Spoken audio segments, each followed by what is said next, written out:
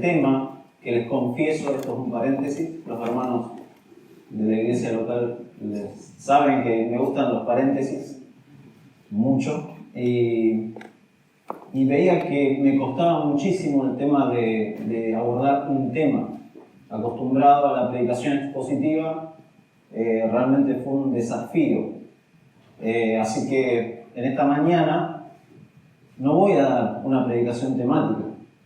Voy a seguir con la predicación expositiva, por lo menos voy a tratar de abordar un pasaje y tratar de que veamos este tema de las finanzas, porque de hecho el Señor Jesucristo habló mucho de esto, muchísimo. Si uno se pone a analizar la palabra de Dios, hay dos temas que el Señor Jesucristo, a medida que avanzaban sus enseñanzas, abordó con más veces. Uno es el infierno. Usted sabía que es uno de los temas que más habla nuestro Señor Jesucristo, y otro es el tema de las finanzas. Mucho. ¿Qué son las finanzas? Bueno, hay un diccionario de economía que dice que las finanzas es el área de la economía que estudia el funcionamiento de los mercados de dinero y capitales, los mercados de valores, las instituciones que operan en ellos, las políticas de captación de recursos, el valor del dinero en el tiempo y el coste de capital. Muy técnico. Pero bueno, eso es la definición. Si usted busca una definición de finanzas, es eso. Y en función de esto se han escrito innumerables de libros, muchísimos libros, tanto seculares como del ámbito cristiano, que hablan de estos temas de las finanzas y de cómo manejar las finanzas, cómo manejar el dinero, cómo invertir el dinero, qué gastos considerar, cómo organizarme en función de lo cambiante y de lo volátil que es, sobre todo en nuestro país, la economía. Entonces, podemos hablar hasta el cansancio de eso, muchísimo. De hecho, el tema sale naturalmente cuando entre hombres nos juntamos a hablar. ¿Te has dado cuenta? Siempre. Bueno, ¿y a qué te dedicas? Es algo de finanzas. ¿De qué trabajas? ¿En qué estás invirtiendo el dinero? ¿Estás construyendo una casa? ¿Vas a cambiar el auto? ¿Te vas a comprar un libro? A los que les gusta comprarse libros. Entonces, siempre el tema de las finanzas está ahí latente. Así hablamos de qué hacemos con nuestro dinero, si vamos a hacer alguna inversión. De alguna manera todo gira en torno a la economía. Incluso cuando hablamos de política y hablamos pensando en la economía, no en la política en sí, sino en la economía. Y no vengo a hacer la política, perdón, que este es otro paréntesis. Pero cuando hablamos, por ejemplo, de las próximas votaciones, pensamos no en los efectos éticos que determinado gobierno ha tenido sobre la sociedad, sino pensamos en el bolsillo. Y es lamentable, pero es así. A muchas personas no le importa la corrupción de sus gobernantes, mientras no le afecte el dinero que ganan y el valor que éste tiene en su bolsillo. Y muchas veces, muchos cristianos lamentablemente han caído en eso. Ahora bien, pensando en nosotros como hombres, ¿se me escucha bien? ¿Sí? No. Pensando en el manejo que hacemos de las finanzas y pensando en cómo el Evangelio ha afectado este área de nuestra vida, uno tiene que pensar y poner en perspectiva esto. Por eso le cambié un poco el título, el hombre y las finanzas, pero también le puse el hombre, las finanzas y la perspectiva del reino, porque somos ciudadanos del reino y necesitamos tener una perspectiva diferente acerca de este tema.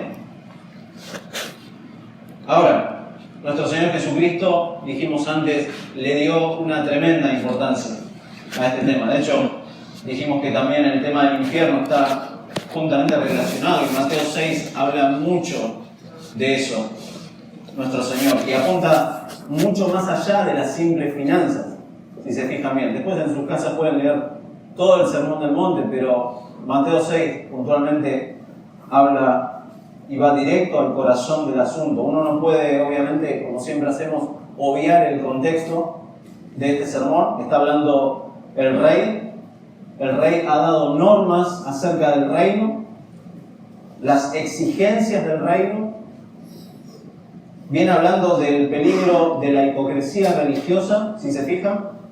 Da el ejemplo de las limosnas, da el ejemplo de la oración, da el ejemplo del ayuno como formas de hipocresía que los religiosos estaban usando, elementos ceremoniales convertidos en piedad religiosa, que obviamente se ostentaba, se mostraba, pero que no coincidía con lo que había realmente en el corazón de estas personas. Y ahora Jesús advierte, a partir del versículo 19, contra los pecados de la codicia, contra el materialismo y contra la preocupación que se deriva justamente de estas prioridades equivocadas. Estas personas estaban escuchando esto y tenían que acomodar sus prioridades. Prioridades que para el mundo son normales, para el incrédulo es normal. De hecho, Jesús lo va a decir al final, que para los paganos esto es así y es normal, pero no así para los ciudadanos del reino, los afanes de este mundo. En cambio, Jesús habla y le habla a los ciudadanos del reino para mostrarles los valores del reino, para mostrarles que el rey exige lealtad a ese reino y que también uno tiene que entender que puede tener confianza en ese rey, como lo dice ahí Jesús en Mateo 6, nuestro Padre Celestial. Entonces, el reino de los cielos como tal exige a sus ciudadanos cierta, no solamente identidad, sino un estilo de vida, puesto que uno ha sido incluido por la gracia de Dios en ese reino. ¿Se da cuenta? Amén. Si usted es un hijo de Dios, y uno da por sentado muchas veces el hecho de que todos somos hijos de Dios. Pero si el Señor no ha obrado en su corazón, mi amigo, este también es un buen momento para pensar en quién es Dios, cuál es su condición delante de Dios y la necesidad de arrepentimiento para aceptar claramente lo que Dios ha hecho por medio de Cristo en el Calvario. Que Dios le dé vida, mi amigo, en mi oración, Y haciendo ese gran paréntesis, ahora sí, pasamos a Mateo capítulo 6, versículo 19.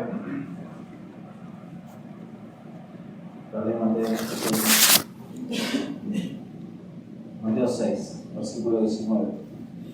El Señor es muy claro en su palabra y en todo eso. No os hagáis tesoros en la tierra, donde la polilla y el orín corrompen, y donde ladrones minan y hurtan, sino haceos tesoros en el cielo, donde ni la polilla ni el orín corrompen, y donde ladrones no minan ni hurtan, porque donde esté vuestro tesoro, allí estará también vuestro corazón. La lámpara del cuerpo es el ojo, así que si tu ojo es bueno, todo tu cuerpo estará lleno de luz. Pero si tu ojo es maligno, todo tu cuerpo estará en tinieblas. Así que si la luz que en ti hay es tinieblas, ¿cuánto no serán las mismas tinieblas? Ninguno puede servir a dos señores, porque o aborrecerá al uno y amará al otro, o estimará al uno y menospreciará al otro. No podéis servir a Dios y a las riquezas. Por tanto os digo, no os afanéis por vuestra vida, qué habéis de comer o qué habéis de beber, ni por vuestro cuerpo, qué habéis de vestir. ¿No es la vida más que el alimento y el cuerpo más que el vestido? Mirad las aves del cielo, que no siembran, ni ciegan, ni recogen en graneros, y vuestro Padre Celestial las alimenta. ¿No valéis vosotros mucho más que ellas? ¿Y quién de vosotros podrá, por mucho que se afane, añadir a su estatura un codo? Y por el vestido, ¿por qué os afanáis? Considerad los lirios del campo, cómo crecen, no trabajan ni hilan, pero os digo que ni aun Salomón con toda su gloria se vistió como uno de ellos. Y si la hierba del campo, que hoy es y mañana se echa en el horno, Dios la viste así, ¿no hará mucho más a vosotros, hombres de poca fe? No os afanéis, pues, diciendo qué comeremos, o qué beberemos, o qué vestiremos, porque los gentiles buscan todas estas cosas. Pero vuestro Padre Celestial sabe que tenéis necesidad de todas estas cosas, mas buscad primeramente el reino de Dios y su justicia, y todas estas cosas serán añadidas. Así que no os afanéis por el día de mañana, porque el día de mañana traerá su afán. Basta a cada día su propio mal. Como hijos de Dios, ciudadanos del reino, en su gracia necesitamos comprender la importancia de esta identidad que tenemos como ciudadanos del reino y poner bajo la perspectiva correcta acerca de estas cuestiones de la finanza. O más bien, y acá me corrijo, no son cuestiones de la finanza, son cuestiones que, como vimos en el pasaje, de nuestro corazón. Es un problema del corazón, es un problema de, en primer lugar, nuestra lealtad al Rey de este reino de los cielos. Porque, como dijimos, usted puede encontrar, en serio, mucho material. Si usted se pone a buscar, va a encontrar mucho material acerca de finanzas, planes para organizarse, consideraciones que realmente son muy útiles. Hace unos meses incluso terminé de leer un libro que se llama Finanzas Bíblicas, que le escribió alguien que se llama Héctor Salcedo, que no es pariente mío, pero que la verdad es muy buen material. No lo digo porque el apellido, no, pero es alguien que sabe del tema, es pastor y hace un trabajo equilibrado y práctico del tema este de las finanzas. Es muy bueno, te lo recomiendo. Pero en el libro tomé una frase de él que en realidad cita a J.C. Ryle, que me parece muy pertinente, hablando del dinero. Y cito, y dice: el dinero es una de las posesiones menos satisfactorias. Indudablemente quita algunas ansiedades, pero introduce tantas como quita. Hay aflicción en su búsqueda, hay ansiedad en su conservación, hay tentaciones en su utilización, hay culpa en su abuso, hay dolor en su pérdida. 2/3 partes de todas las luchas, peleas y pleitos en el mundo surgen de una sola causa: el dinero. El dinero. Tremendo. Por eso Jesús dice: no os hagáis tesoros en la tierra. Y el Señor usa una serie de metáforas para hablar de esta lealtad al reino de los cielos y al Rey mismo. Y una de esas es esta, el tesoro. Si uno, obviamente, usa ciertos pasajes y hace absolutos de los pasajes, es muy peligroso, porque bueno, dice: no os hagáis tesoro en la tierra, listo, no hago nada. Y ahí, ¿por qué? Y bueno, el Señor dijo: no hagáis tesoro en la tierra, y me quedo tranquilo en la casa. No está hablando de eso. De hecho, en la Biblia uno puede encontrar claramente pasajes en donde se nos manda a trabajar, a ser previsores, a ser dirigentes. Por ejemplo, Proverbios 6, muchos lo pueden recordar cuando habla de la hormiga, de cómo es previsora, de cómo trabaja.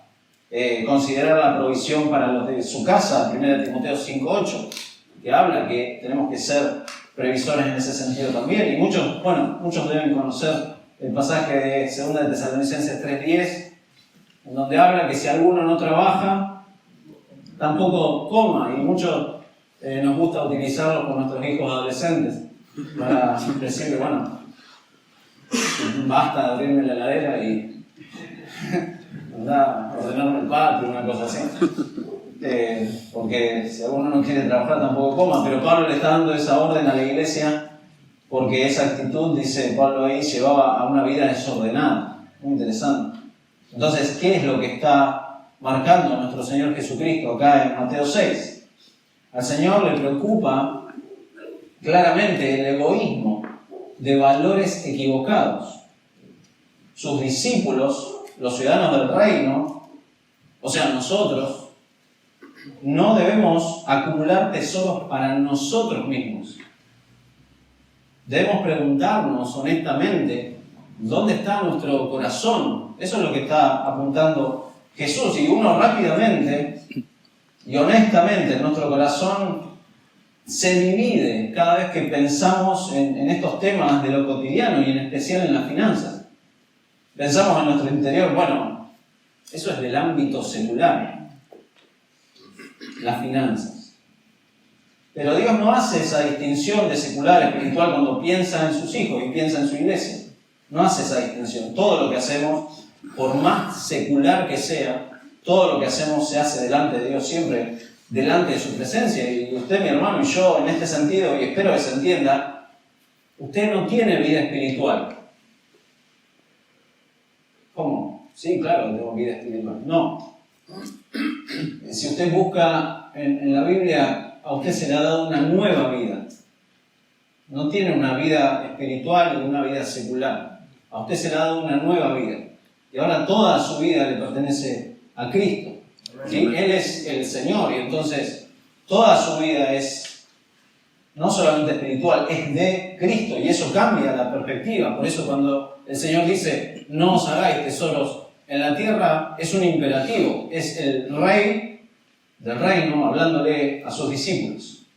Y estos tesoros, dice el Señor, son perecederos, son temporales, tienen la maldición de la temporalidad, tienen la maldición de las circunstancias que pueden hacernos perder estos tesoros o que se arruinen. En la época de Jesús lo valioso tenía que ver con bienes materiales específicos. Cuando dice ahí de la polilla, está pensando el Señor en los vestidos lujosos que tenían los judíos. Cuando habla del orín, estaba relacionado con el óxido, que arruinaba los metales. Pero también menciona la inseguridad que se vivía. Bueno, eso está bastante cercano a lo nuestro. Los ladrones, que minan y hurtan. Robaban de otra forma en esa época, pero eran igual de dañinos para los bienes materiales. Pero el Señor no le da importancia a los medios de pérdida. No le da importancia a eso. Lo que el Señor está preocupado es realmente que estos tesoros son vanidad. De ahí que el Hijo de Dios, el ciudadano del reino, debe hacerse tesoros en el cielo. Tesoros en el cielo. Aquellas cosas que son el resultado de lo que Dios aprueba.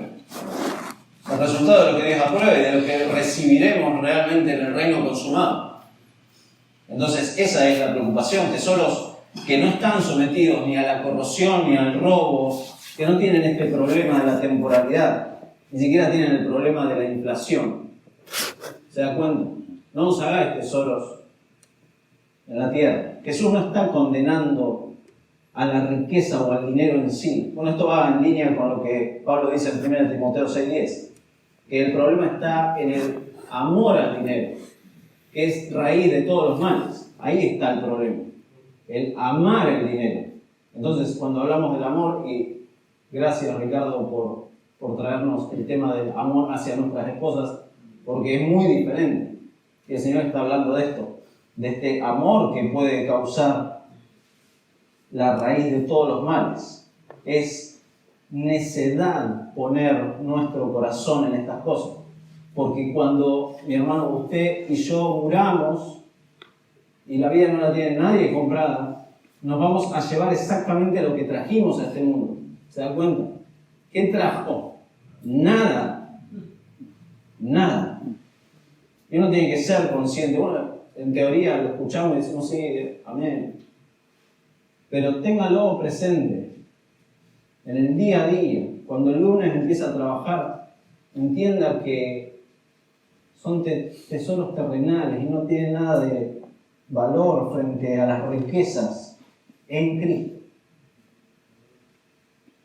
De ahí que el creyente no solamente va a poner su mirada en este futuro de gloria, sino que ahora el Señor nos ayuda a establecer valores y prioridades en función del reino de los cielos. ¿Se da cuenta?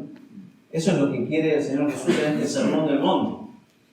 De hecho, capítulo 7, versículo 24, el lema, el versículo lema: cualquiera pues que me oye estas palabras y las hace, la compararé a un hombre prudente que edificó su casa sobre la roca. Sobre la roca. Y la idea es establecer nuestros valores y nuestras prioridades en este reino que le pertenece a nuestra roca, a nuestro Señor Jesucristo.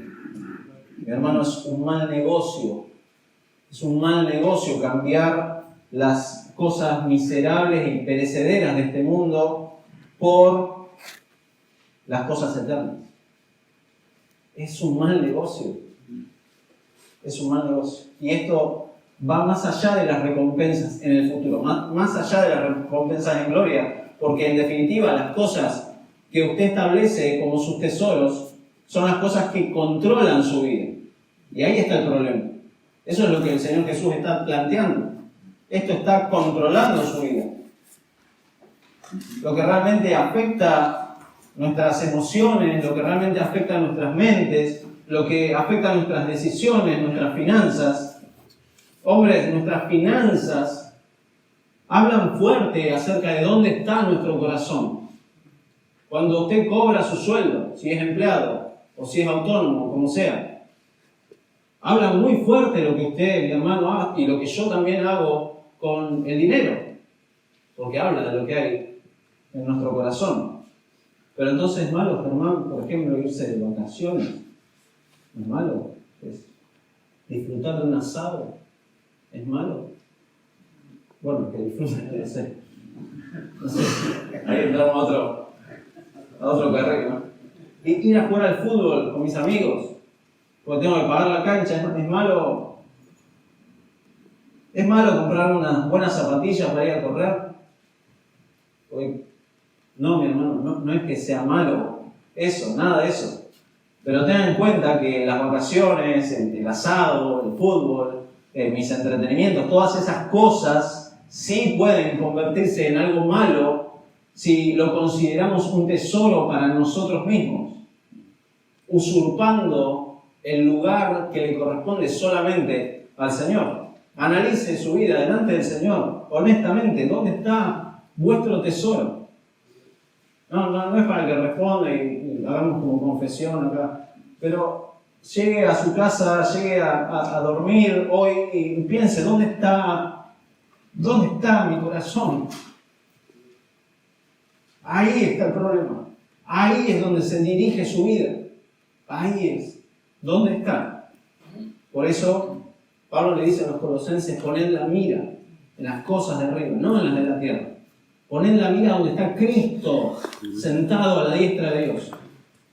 Tremendo.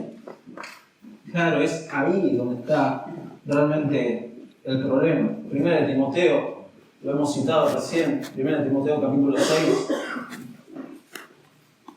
1 Timoteo capítulo 6.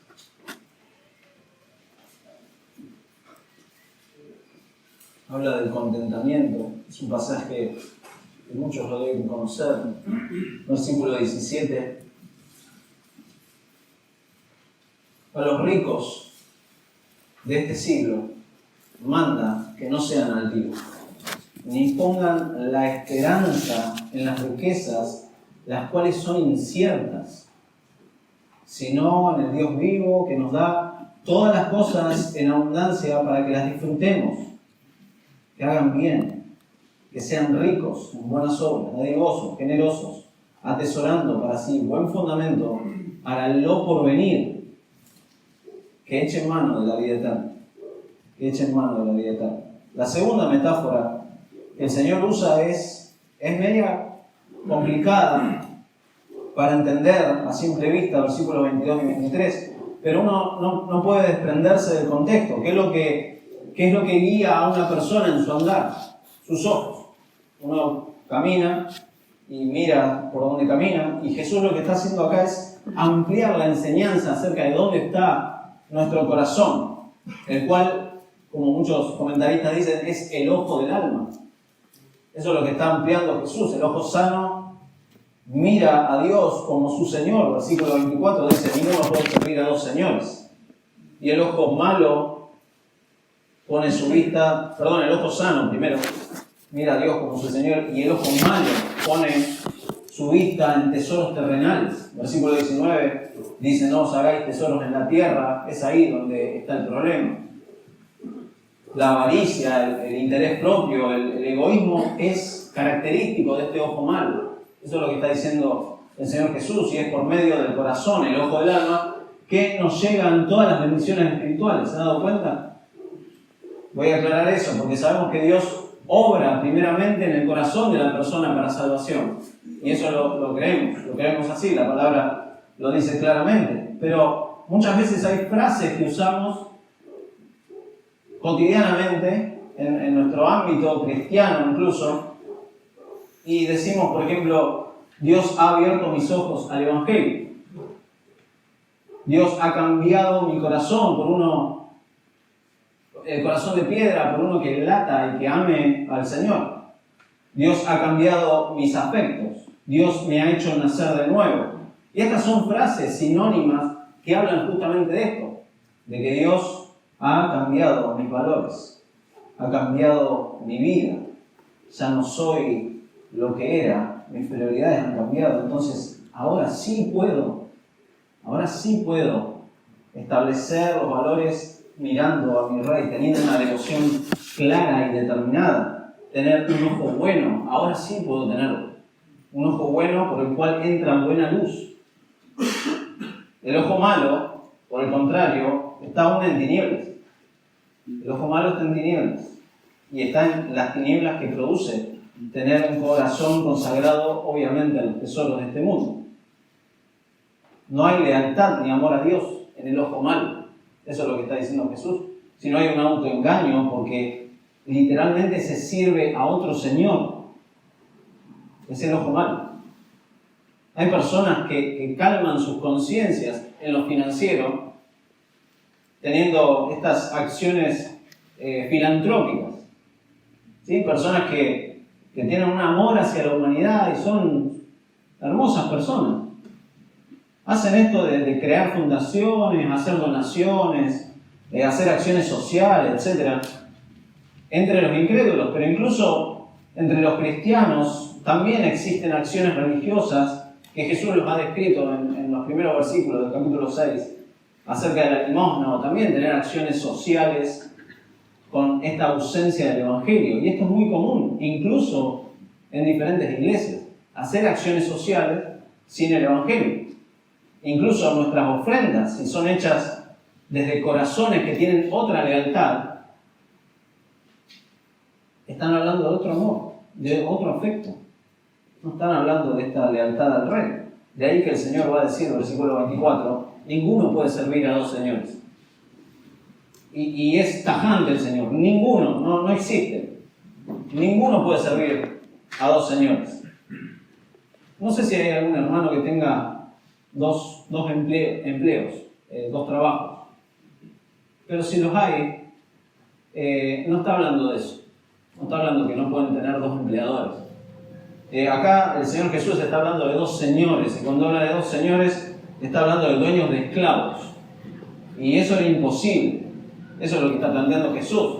Es imposible que un esclavo pueda tener dos señores. ¿Por qué? Porque o aborrecerá al uno y amará al otro, o estimará al uno y menospreciará al otro. Bueno, esa es la relación entre Dios y Mamón, las riquezas. No pueden, no existen. No existe. Por esto la lealtad al Rey es bien clara. ¿Dónde está? Esa es la pregunta que nos tenemos que hacer. ¿Dónde está nuestro corazón? ¿Dónde está puesta nuestra mirada? ¿Quién es el Señor de su vida, mi hermano? No es que hay que hacer al Señor, hay que hacerlo Señor de su vida. No, el Señor es el Señor. Pero ¿a quién está sirviendo? ¿Dónde está puesta su lealtad? Y en tiempos de crisis es cuando se revela esa lealtad. Y eso es tremendo. Porque es ahí, en la crisis, cuando se muestra nuestro corazón. En tiempos de bonanza, en tiempos de tranquilidad, con nuestras palabras podemos decir muchas cosas. Muchas cosas. Incluso en nuestras reuniones de iglesia, en los retiros de hombres, podemos mostrarnos muy cristianos. Pero en la vida diaria se ve nuestra lealtad al Rey y a su reino. Es ahí donde se ve todos los días. O se ve lealtad a Mamón, a las riquezas, las cosas materiales, aquellas cosas que nos pueden generar ganancia, que pueden incrementar nuestra falsa seguridad. Y siempre hay que admitir que buscamos como un punto medio en estas cosas, ¿se dan cuenta? Tratamos de no ser tan radicales en estas cosas. Tratamos de Pero el Señor es muy claro, no podéis servir a Dios y a las riquezas. Efesios, recién leímos con Ricardo, Efesios 5,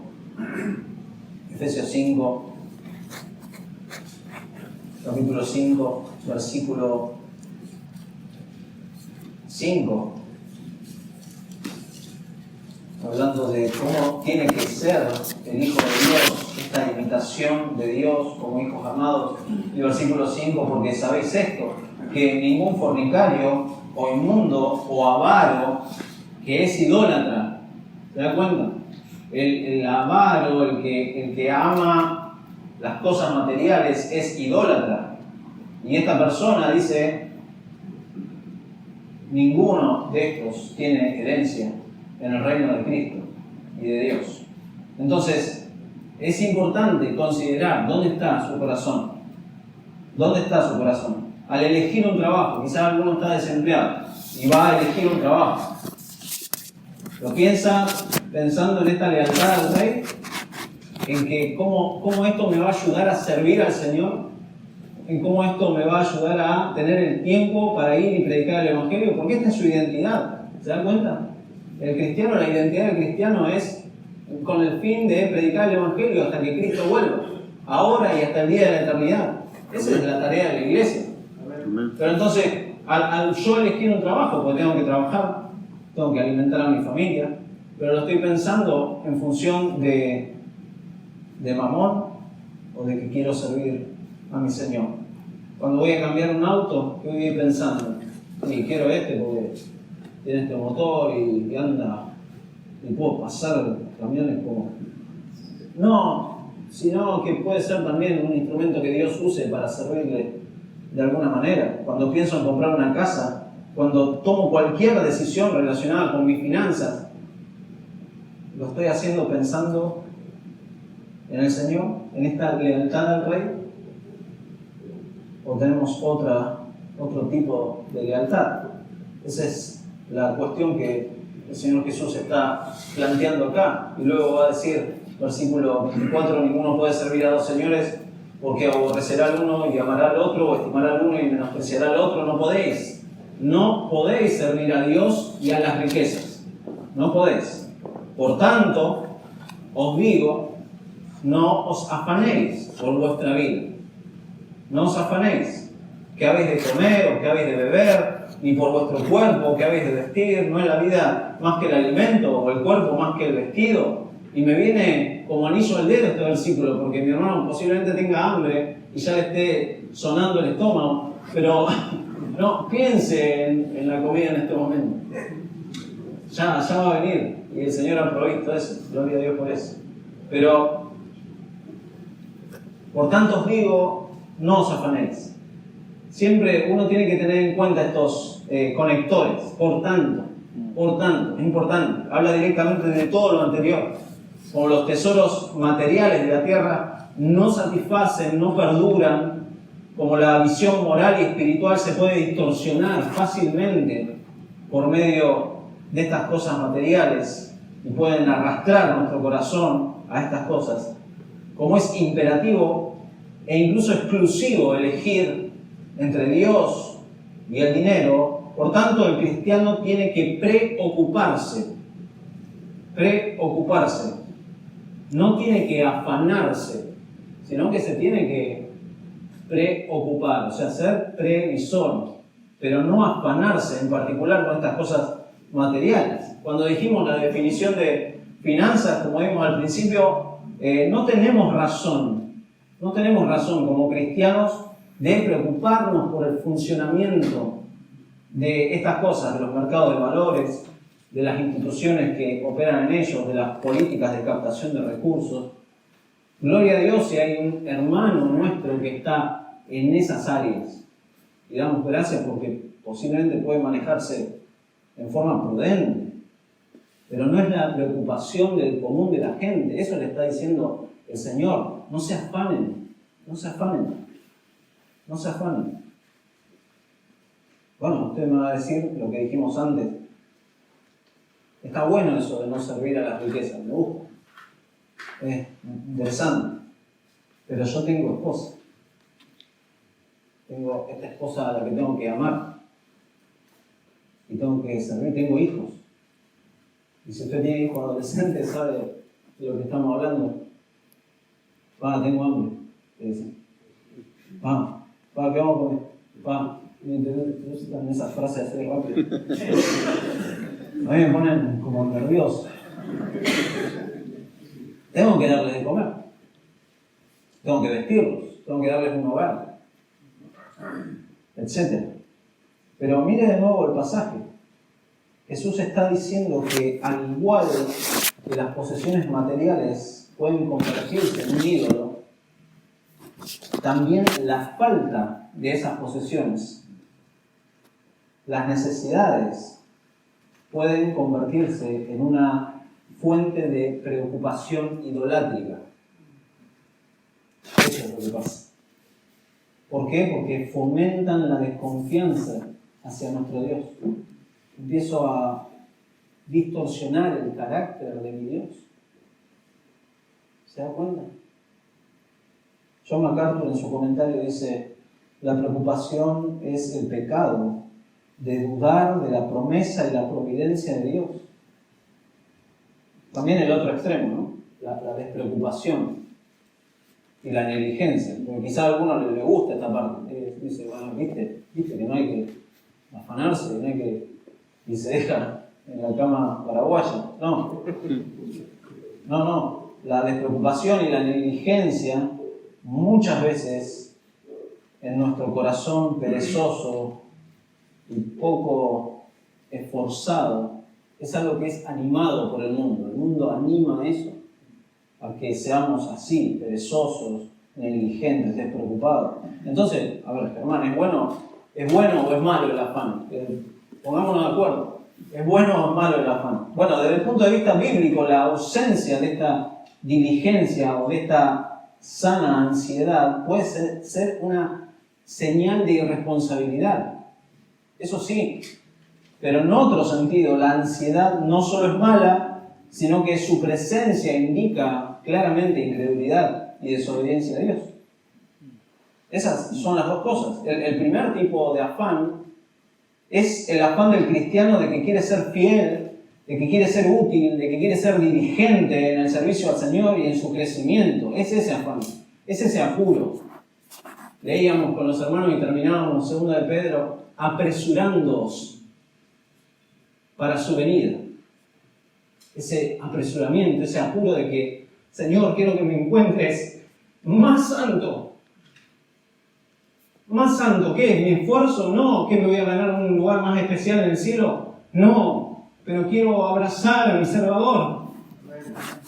Y quiero que me encuentre así, luchando, apresurándome para su venida. Es ese afán. Es ese afán que Pablo tenía en 2 de Corintios, capítulo 11. Pablo tenía este afán. Pablo tenía esta lucha. Pablo estaba preocupado en estas cosas. Por eso dice, capítulo 11, versículo 28, y además de otras cosas, lo que sobre mí se agolpa cada día, la preocupación por todas las iglesias. ¿Quién enferma? Y yo no enfermo. ¿A quién se le hace tropezar y yo no me indigno? ¿Se dan cuenta? Pablo tenía esta preocupación, este afán. Por eso muchas veces el estilo de vida del cristiano, y Pablo lo describe como una lucha, como una pelea, como un combate, como una guerra, como un compromiso, como un llegar a una meta y conseguir ese premio. Porque uno tiene para hacer muchas cosas. La ausencia de estos afanes, obviamente, muestra solamente irresponsabilidad, inmadurez. Necesitamos pedirle al Señor: ayúdame, Señor, como cantábamos, ayúdame, Señor, pues necesito crecer en este afán. Esto sí es bueno. Pero hay afanes que sí son malos, son destructivos, y Jesús lo va a repetir más adelante en Mateo 13. Mateo 13, en el versículo 22, si no me equivoco. Mateo 13, 22, cuando habla de la parábola del sembrador. Hay una semilla que fue sembrada entre espinos. Este es el que oye la palabra. Pero el afán de este siglo y el engaño de las riquezas ahogan la palabra y se hace infructuosa, sin fruto, sin resultado. No pasa nada, eso es lo que está diciendo. Pablo exhorta de nuevo a los hermanos de Filipos, Filipenses capítulo 4, versículos 6 y 7. 4, 6 y 7. Por nada estéis afanosos, sino sean conocidas vuestras peticiones delante de Dios en toda oración y ruego con acción de gracias, y la paz de Dios, que sobrepasa todo entendimiento, guardará vuestros corazones, porque ahí está el problema, vuestros corazones y vuestros pensamientos en Cristo Jesús. Encontrarse envuelto en estos afanes, preocupados por los tesoros terrenales, con una mirada distorsionada de las cosas de Dios y de la lealtad que demanda el Rey del reino de los cielos, todo eso muchas veces va de la mano de un descuido, claramente un descuido de los medios de gracia, de los recursos de gracia que el Señor nos ha dado. ¿Para qué? Para crecer, como dice Pedro, ¿no? En 2 de Pedro también lo vimos, que necesito añadir a mi fe virtud, conocimiento, dominio propio, paciencia, piedad, afecto fraternal, amor. ¿Para qué? Para no estar ociosos ni sin fruto en cuanto al conocimiento de nuestro Señor Jesucristo. Entonces, crecer en la gracia nos debería ayudar a enumerar estas ansiedades que tenemos, enumerar y ponerlas delante del Señor para aprender a confiar en el Señor, en su soberanía. Hablamos mucho de la soberanía del Señor, pero muchas veces en la práctica no creemos prácticamente en la soberanía del Señor. Nos tenemos que humillar bajo su mano, como dice 1 Pedro 5, echando toda nuestra ansiedad sobre Él. ¿Por qué? Porque Él tiene cuidado de nosotros. Amén. Son cosas que las sabemos y no tengo que alguno me preguntaba, ¿vas a poner un pavo con una pizarra con cosas de finanzas? No, porque son cosas que sabemos. El problema no está en las finanzas, como dijimos al principio, está en nuestro corazón. Él tiene cuidado de nosotros. Él tiene cuidado de nosotros. ¿Cómo? Como las aves del cielo, como los lirios del campo. Y es más, ustedes valen mucho más que eso. Eso está diciendo. El punto es el afán y la preocupación, no el tema del ocio. Acá Dios tiene cuidado de nosotros, tiene cuidado de sus ovejas. Entonces, nuestras necesidades materiales, físicas, por legítimas que sean, porque pueden ser legítimas, nunca deben suplantar nuestra entrega y nuestra lealtad al reino de los cielos. Nunca pueden suplantar. Incluso esto puede ser una oportunidad de dar evidencia de una fe genuina. ¿Por qué? Porque esto es muy diferente, diametralmente opuesto a lo que es el incrédulo, que ellos sí buscan, persiguen, destruyen sus vidas, mi hermano, se enferman detrás de estas cosas. Tremendo. Ellos nunca pueden aprender a confiar en Dios, ni siquiera en las necesidades básicas. ¿Por qué? Porque el problema está en el corazón. ¿No? El corazón, todo depende, así piensan ellos, todo depende de esto. Yo me levanto a lograr, yo me rompo el lomo, yo me hice esto, me armé aquello. Y así viven. El ojo malo. El argumento es claro, Dios es el dador de la vida y nos ha dado un cuerpo. ¿Y acaso Dios no nos va a dar las cosas básicas para esto, mi hermano? ¿No nos va a cuidar?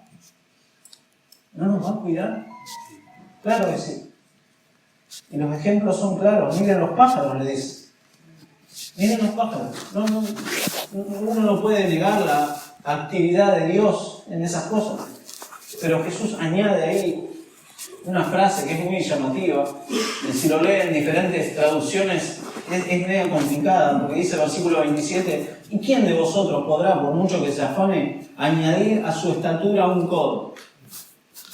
Bueno, Hay un montón no voy a desarrollar mucho esta parte, pero quizá la traducción más exacta es que así como las aves y los lirios del campo son imágenes metafóricas que indican una verdad, también acá se usa una medida lineal como metáfora de la edad de la vida.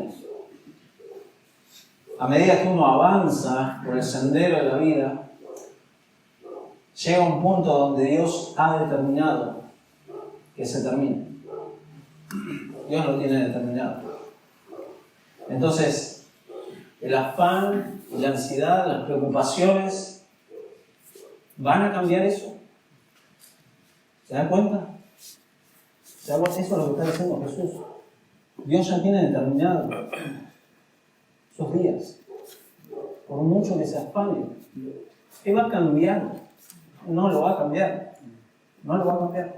Por eso el afán y la ansiedad, todo esto reflejado directa o indirectamente en el uso de nuestras finanzas, en este caso, afecta a nuestra vida y muestra realmente dónde está nuestro corazón, dónde está nuestra confianza. La falta de confianza, mi hermano, es una afrenta a Dios. Es una afrenta a Dios. Es una afrenta a su carácter compasivo y misericordioso. Porque Dios es así. Dios cuida.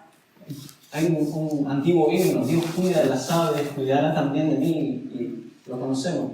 Claro que Dios cuida de los suyos, pero preocuparse o tener este afán es una afrenta a su carácter y es un rasgo distintivamente pagano. El incrédulo hace esto. Eso Jesús lo dice ahí. Los gentiles buscan estas cosas. Los gentiles buscan estas cosas, pero los ciudadanos del reino no buscan estas cosas. De ahí que las normas del reino exigen un estilo de vida distintivo, opuesto a lo que el mundo vive. Opuesto. Mis preocupaciones no deben ser las preocupaciones del mundo. ¿Se dan cuenta?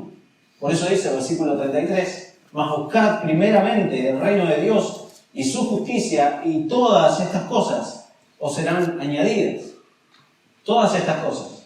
Bueno, esto va dirigido obviamente a los ciudadanos del reino, a los hijos de Dios, y es muy importante tener presente que acá Jesús no está prometiendo lujo, no está haciendo evangelio de prosperidad acá, no está hablando de eso, está prometiendo lo básico. No les va a faltar estas cosas, es lo básico. Puede haber excepciones en donde uno tenga que ni siquiera tener eso básico por causa del evangelio.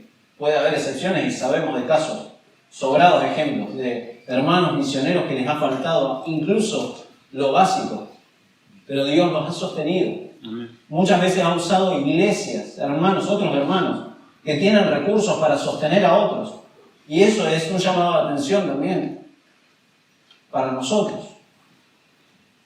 Entonces, el discípulo de Cristo, y ya vamos terminando, el discípulo de Cristo, y acá otro paréntesis, todos los cristianos verdaderos son discípulos de Cristo. No existe el cristiano discípulo y el cristiano... No, porque todos son seguidores de Cristo. Aquel que no es discípulo de Cristo, déjenme decirle, no es un cristiano, porque no sé qué está siguiendo. Está siguiendo otra cosa. Pero debe tener en claro estas cosas. Más en este área de los bienes materiales, de nuestra lealtad al reino. Primero debemos buscar el reino de Dios y su justicia, convencido de que Dios va a cubrir mis necesidades básicas. Dios va a cubrir mis necesidades básicas, porque Él lo ha prometido. Él lo ha dicho. Entonces eso es autoridad, y eso es verdad. Dios lo ha prometido. Y por trabajador y honrado que usted sea, mi hermano, tiene que negarse a asociar su vida, a asociar su felicidad, a asociar su contentamiento a tesoros que pueden corromperse, que pueden perderse, que pueden robarse. Y sea usted, mi hermano, pobre, rico, humilde, o como quiera llamarlo, busque agradar a su Padre Celestial, que le va a suplir de todas las cosas, usando los bienes que Dios le haya concedido, si usted tiene un buen pasar económico, use esos bienes para la gloria de Dios, para su gloria, para la extensión del reino, para las necesidades de los hermanos. Si usted no tiene esas necesidades, no se preocupe que Dios suple todas las cosas. Lo básico, ¿sí? No los lujos. Lo básico. A usted no le va a faltar, si usted es un hijo de Dios. La meta siempre es el reino de Dios, ¿se da cuenta? La meta siempre es el reino de Dios. Para el cristiano no hay otra opción. Esto es imperativo. Esto anula toda preocupación, anula todo afán, anula todo aquello que pone en peligro mi confianza hacia el Padre Celestial. Lo anula completamente. Un Padre Celestial que no es el Padre, y esto es importante marcarlo, este Padre Celestial no es Padre ni de las aves ni de los lirios del campo, es su Padre. Es su Padre. Entonces, este Padre Celestial va a suplir estas cosas. Un Padre Celestial que el cristiano tiene en Cristo. En Cristo. Bueno, ahora sí hablemos de finanzas. No tenemos tiempo. Bueno, pero pueden notar la diferencia, la necesidad que tenemos de cambiar nuestra perspectiva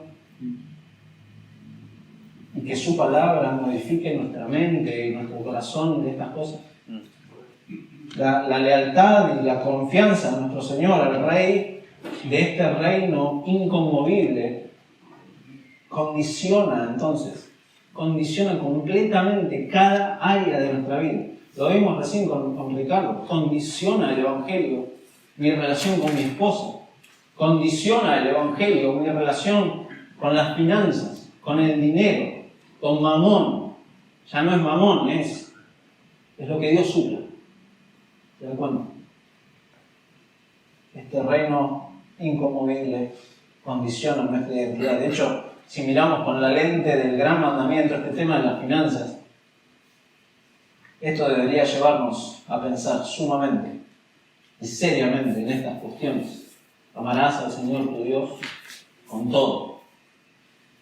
Y después va enumerando, con todo. Y hay que hacer cambios urgentes. Esto no va a venir mágicamente. Hay un esfuerzo para hacer. Si el dinero y las cosas materiales les está jugando una mala pasada en su vida, mi hermano, hay que hacer pasos prácticos y tomar determinaciones acerca de qué tengo que hacer para destronar a este semidios que para los incrédulos es un Dios poderoso. ¿Se ha dado cuenta que en el contexto acá nuestro Señor, qué es lo que hizo primero? Condenó la hipocresía religiosa y ceremonial de los fariseos. Y ahora aplica esta misma condena a la hipocresía que muchas veces anida en nuestro corazón. Eso es lo que pasa. Aplica eso. No podemos servir a dos señores. No podemos. Porque va a saltar la ficha. Va a saltar la ficha de cuál amamos y cuál aborrecemos. En algún momento de nuestra vida va a saltar. Tanto si Dios nos ha provisto y tenemos cierta tranquilidad en lo económico, si tenemos un buen pasar, como si llegamos ajustados a fin de mes. Ambas cosas, ambas situaciones son igualmente peligrosas en este sentido. Esto es peligroso y el Señor lo está aclarando. El que tiene y vive tranquilo, por lo general, confía y se siente seguro en eso y tiene un Señor a quien servir. Pero el que le falta o vive con lo justo, tiene desconfianza y tiene preocupación. Y eso puede ser algo destructivo. Puede ser destructivo. Ambas situaciones son, para el Hijo de Dios, realidades en las que puede glorificar a Dios con su vida. Usted puede glorificar a Dios con su vida. Y de hecho el pasaje nos lleva a eso. A ver dónde está nuestra lealtad, dónde está nuestra confianza. ¿Cómo están sus finanzas, mi hermano? ¿Le dan gloria a Dios? ¿O son similares a la vida de un incrédulo? ¿A dónde está? Trabajo hace 15 años en el banco. Y es triste. Y hay otros hermanos que me pueden dar